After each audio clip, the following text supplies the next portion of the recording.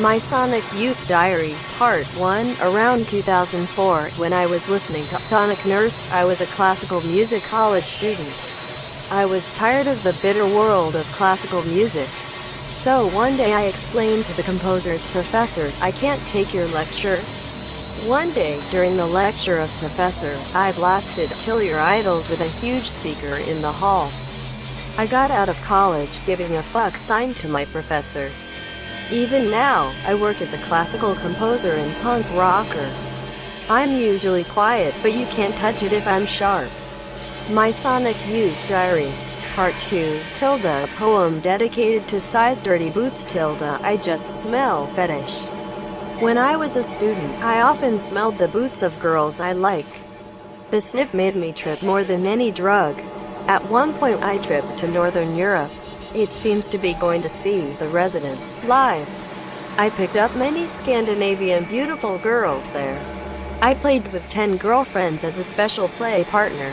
I dried up, but I came back to Japan soon, because it's just a hallucination with the smell of boots. I immediately went home and saw the Dragon Ball from 7 p.m. Android 18 was similar to one of his girlfriends in Northern Europe. She became the wife of Krillin, is it meaning Krillin? But it was I who took her virginity.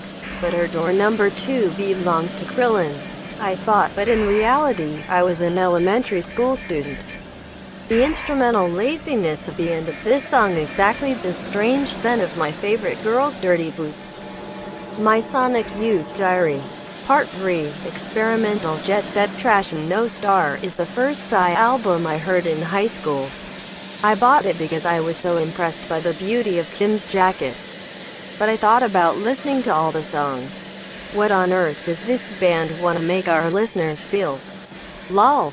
Anyway, the sound of this last song, which was repeatedly heard after being silent, mixed with various noises, was apparently Japanese, which made me feel strange.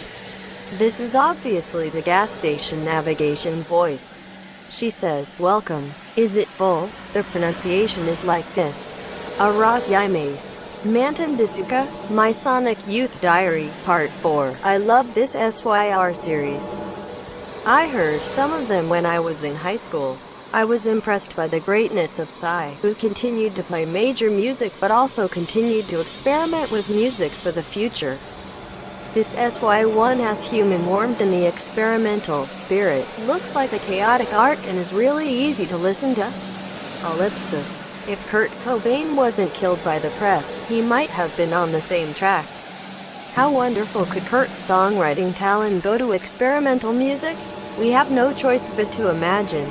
My Sonic Youth Diary, Part 5. It's a day late in Japan, but a heartfelt blessing for Steve Shelley's birthday.